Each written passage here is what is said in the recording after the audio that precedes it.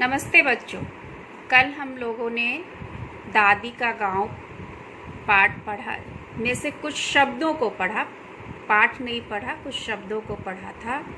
आज इस पाठ को हम लोग विस्तार पूर्वक पढ़ेंगे। तो आइए मैं आप लोगों को इस पाठ को पढ़ाती हूँ। दादी का गांव शहर से बहुत दूर है। क्या है? शहर जो है उससे दूर है, पास में नहीं है। शहर से सटा हुआ भी कुछ गांव होता है, लेकिन यह क्या है? शहर से दूर है। पहले वहाँ बस नहीं जाती थी, अब वहाँ बसें जाती है। दादी का गांव ऐसा था जहाँ बसें नहीं चलती थी। शहर में बस चलती है, वहाँ बस नहीं चलती थी। ये पहले की बात है, लेकिन अब गांव में बसें चलने लगी है, वहाँ बसें जाने लगी है। तो सवाल ये उठता है कि लोग वहाँ कैसे जाते थे और बसें क्यों नहीं चलती थी? तो वहाँ पक्के सड़क नहीं होंगे, यातायात का कोई साधन नहीं होगा, इसलिए बसें नहीं जाती थी।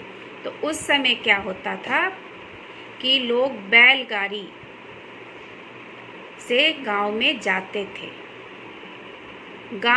आगे है, गांव में बिजली भी आ गई है। अर्थात पहले वहाँ बिजली भी नहीं थी। बिजली अर्थात लाइट, जो शहर में है ना, बिजली से हम लोग पंखा चलाते हैं, लाइट जलाते हैं। लेकिन गांव में यह सुविधाएं नहीं थी। अब गांव में बिजली आई है। गांव में सड़क बन गई है। वहाँ सड़क भी नहीं थी, यही कारण था कि वहाँ बसें नहीं चलती थी।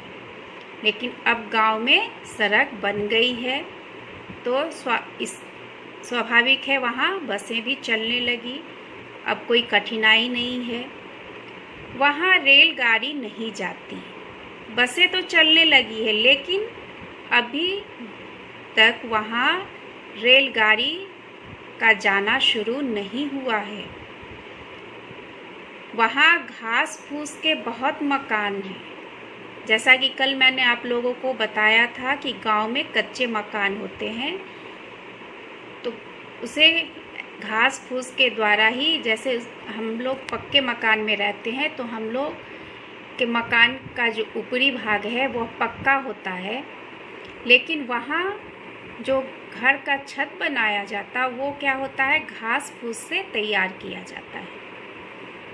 तो उस तरह के मकान गांव में बहुत मिलते हैं। वहाँ एक पाठशाला भी है। पाठशाला अर्थात स्कूल भी है। लेकिन इससे क्या पता चल रहा है कि एक ही पाठशाला है, एक ही स्कूल है। जैसे शहर में बहुत से स्कूल होते हैं, वैसा वहाँ नहीं है। गांव में सिर्फ एक ही पाठशाला है।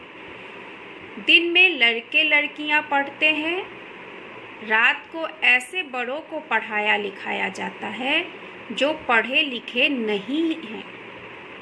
अब क्या है कि पाठशाला एक ही है, उसमें बड़े लोगों को भी पढ़ना है और बच्चों को भी पढ़ना है। तो उसके लिए क्या किया जा रहा है? जैसा कि चित्र में कल भी मैंने बताया था और अभी भी आप लोग चित्र में देख सकते हैं कि बाईं तरफ जो बच्चे हैं, छोटे बच्चे जो हैं, वो क्या है? दिन में पढ़ रहे हैं। वहाँ उजाला है, सूर्य दिखाया गया है, किसान खेत की ओर जा रहा है।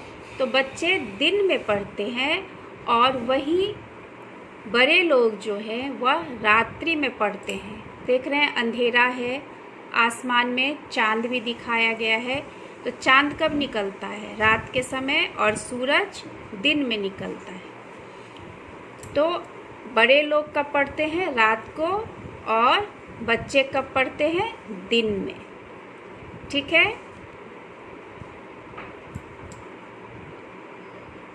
गांव की गलियां साफ सुथरी है। वहाँ कोई गंदगी नहीं फैली हुई है, क्योंकि वहाँ के लोग खुद से ही अपना काम करते हैं, दूसरे के भरोसे नहीं रहते। हम लोग शहर में क्या है कि खुद से गली को साफ नहीं करते, लेकिन गांव में ऐसी बात नहीं है। लोग अपने घर के आसपास के जगहों को भी खुद से ही साफ करते हैं, दूसरों पे आश्रित नहीं होते। इसलिए वहाँ की गलियाँ जो है वह साफ सुथरी रहती हैं। दूर तक चारों ओर हरियाली ही हरियाली है। इसका कारण यह है कि वहाँ बहुत ज़्यादा मकान नहीं है, पेड़ पौधे बहुत अधिक हैं, लोग खेती करते हैं, तो चारों ओर हरियाली ही रहती है। गांव की औरतें और आदमी खेतों में काम करते हैं। आदमी तो करता ही है काम, साथ में औरतें जो है गांव की, वह भी खेतों में काम करती हैं। जैसे बीज बोने का काम हो, फसल काटने का काम हो, तो यह सब काम जो है वह औरतें भी करती हैं। ठंडी हवा खेतों में काम करने वालों की सारी थकान दूर कर देती है। हवा जो चलती है वहाँ इतनी ठंडी होती है कि जो काम कर रहे हैं खेतों में, काम करने से हम लोग को थकावट महसूस होती है ना, तो उस हवा में इतनी ठंडापन रहती है, इतनी शीतलता रहती है कि सारी थकावट दूर हो जाती है। खेतों के किनारे किनारे आम और जामुन के पेड़ हैं। कहाँ है? यह खेतों के किनारे हैं। खेतों के किनारे थोड़ी सी जगह छोड़ दी जाती है और उसके बीच पेड़ लगाए जाते हैं। यहाँ पेड़ नहीं काटते। कहाँ? गांव में। गांव के बारे में बताया जा रहा है कि गांव में पेड़ को नहीं काटा जाता। क्यों? क्योंकि इन पेड़ों पर पंछियों के घोंसले हैं। पेड़ से शुद्ध हवा तो मिलती ही है, वहाँ पंछियों के घोंसले भी उस पेड़ पे रहते हैं। जैसा कि आप लोग जानते हैं कि पंछी खुद के लिए घोंसले कहाँ बनाते हैं? पेड़ों के ऊपर, पेड़ों की डालियों पर देखते हैं, तिनकों की सहायता से वह रहने के लिए घोंसलों का निर्माण करते हैं, घोंसले बनाते हैं।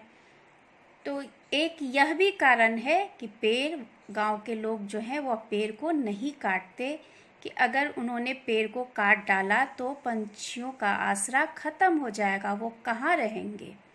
तो इससे यह भी पता चलता है कि गांव में रहने वाले लोगों के हृदय में पंछियों के प्रति जो है वह प्रेम है।